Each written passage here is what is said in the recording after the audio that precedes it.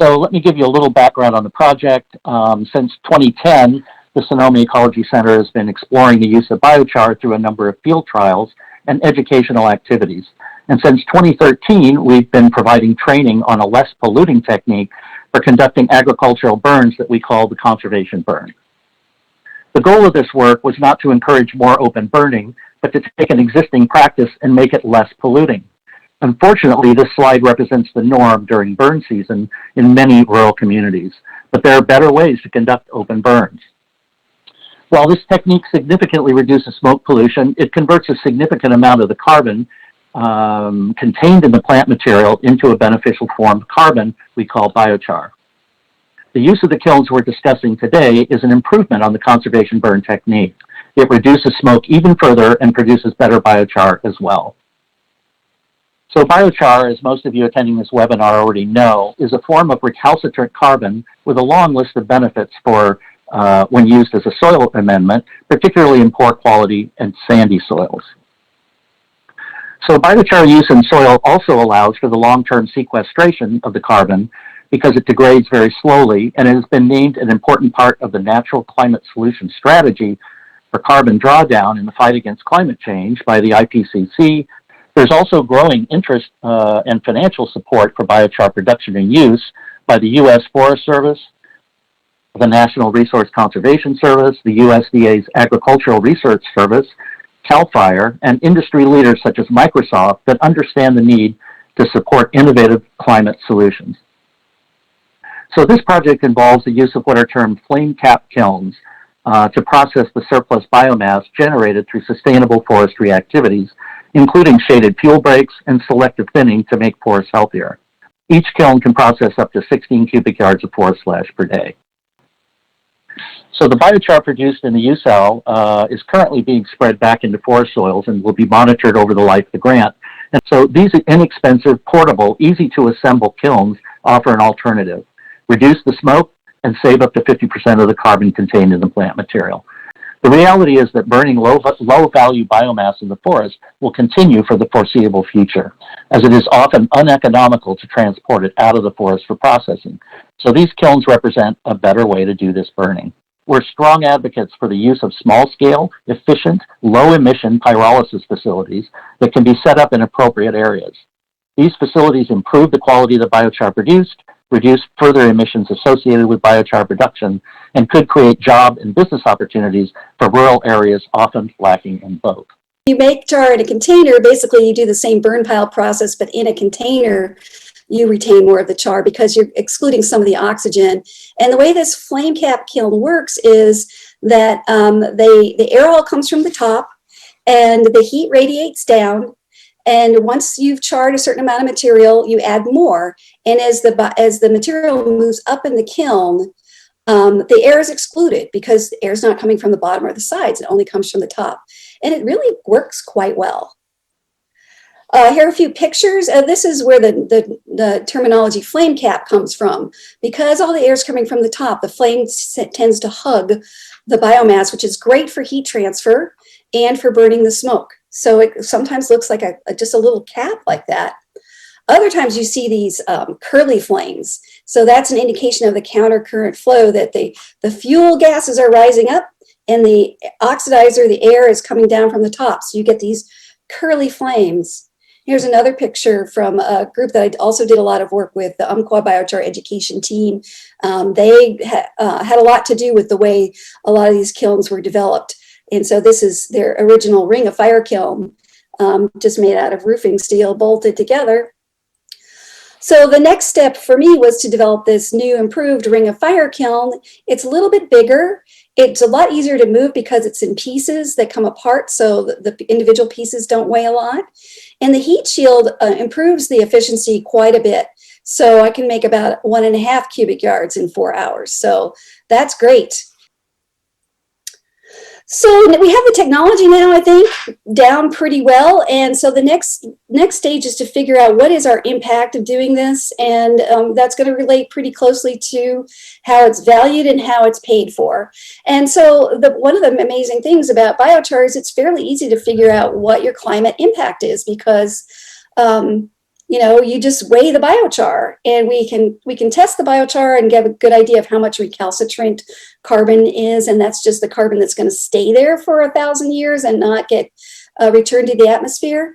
And so, looking at the bulk density, a cubic yard of biochar weighs about 200 pounds. Then 10 cubic yards of biochar would weigh 2,000 pounds or a ton.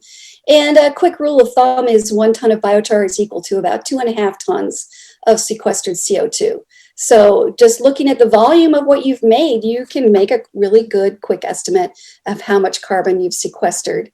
In December, we had our thinning crew come out and do the first step of process, cut the fuel, and it's really helpful to identify your kiln sites before the project so the work crew knows where to pile the feedstock.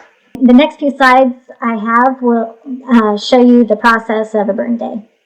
This is a picture of the Ring of Fire kiln flat on the landing. You can see the panels. They're all the same size. And the panel that the 2 core members are carrying is actually one of the panels to the heat shield. So the first step is to assemble the kiln.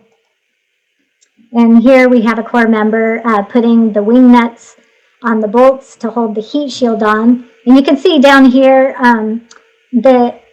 it's really important that you have a good seal on the bottom of the kiln so oxygen is not getting in. So we'll just use our McLeods to dig up the dirt and make a nice seal at the bottom. But you don't want to seal off the air getting through between the heat shield and the inner ring.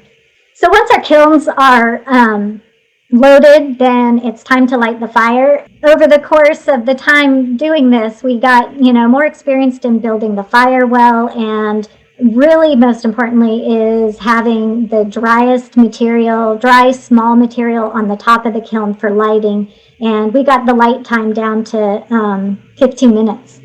Once there's a nice flame cap on the kiln and the wood burns down for a half hour or so and coals start to develop, then we just start adding wood and keep the kiln loaded and the flame going for hours. And we were burning for about 6 hours every day that we burned. And during this time, after 1 or 2 hours of adding smaller 1-2 inch diameter pieces of wood, then it was so hot that we could start adding the larger pieces, 3-inch, 4-inch, and even sometimes 5-inch.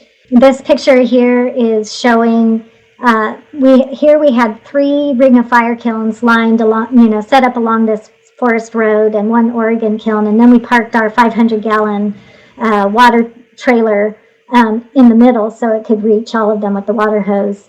Takes about 150 gallons of water to quench the Ring of Fire kilns and about 100 gallons of water. Here we set the kilns up off of the road. This is in a planted unit, and here we relied on a portable water tank and a portable water pump. So once the fires have been burning for about 6 hours, then it's time to put the fires out. And you can see here that we're using a fire hose connected to our water tanks or water trailer. And the first step is to cool off that outer ring heat shield so we can take the nuts and bolts off and take it off and actually disassemble the kiln to access the biochar. And before we completely take apart the inner ring, we like to spread out the biochar and get a measurement. And you can see here in this Ring of Fire kiln on the left, it's almost full of biochar. And the general rule with these Ring of Fire kilns is about 1 foot of depth is about 1 cubic yard of biochar. So in a 6-hour burn, we were actually getting almost 3 cubic yards of biochar with a little bit of unburned material, but most of the material was burning. So we continue the quenching process to cool off the inner ring and take the nuts and bolts off that so we can separate the panels. And you can see here that it's really important to pull those panels off so you can start rake out the char and quench and get those. And once the biochar is completely raked out, we do one more spray down to make sure nothing is hot before we leave for the day. So being able to burn right in the unit allowed us to minimize moving both the biomass and the biochar. In that month of work, we were burning about 133 cubic yards of biomass and making about 43 cubic yards of biochar. And that amounted to about 11 metric tons of carbon dioxide sequestered. And here's a short video of the excavator in action. And this pile in the front here is showing you the biochar that was made from one day with the big kiln. We did this for 3 days. And the slide I showed you earlier of the two burn piles, that's what we used. It took us 3 days to burn all the feedstock in those burn piles. So here are some numbers that are comparing the manual loading to mechanical loading, and these are averages, breaking it down to just comparing 1 day of making biochar. And I would say the biggest difference is the amount of workers you need for manual loading, 12 compared to 2 or maybe 3 with mechanical loading. The last step of this process is spreading biochar on the forest soils. To maximize the climate benefit, we kept all the biochar we made on site, and to be efficient, we moved it as short a distance as possible from where it was made. Because the soil benefits from biochar and forest health is still being studied, we're setting up soil plots in all of our treatment areas where we will monitor soil properties over time, looking at soil carbon, soil moisture, and pH. And we'll also monitor the tree seedlings where we've applied biochar. So the C's made it look pretty easy putting the biochar on the soil, which, this was a big question mark for me. Just, how are we going to get this biochar out there on the forest soils? And we used 5-gallon buckets and wheelbarrows. And here they are carrying them up this steep slope. So in conclusion, is it feasible to use portable kilns in a forestry setting? I would say yes. Are we making an impact? Yes, if we are strategic about site selection. Is this scalable for forestry management? It's important that we figure out how to make this work and how it can be sustainably scaled up.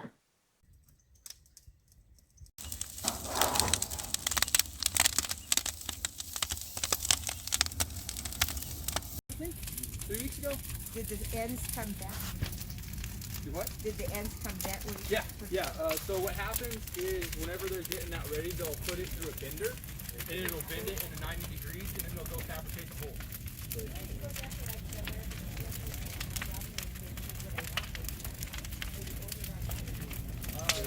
I don't know where they got it from. I used to work in a steel shop. So I worked for a manufacturing facility in Chico at one point. A couple years ago, so I actually did that for a living. Yeah?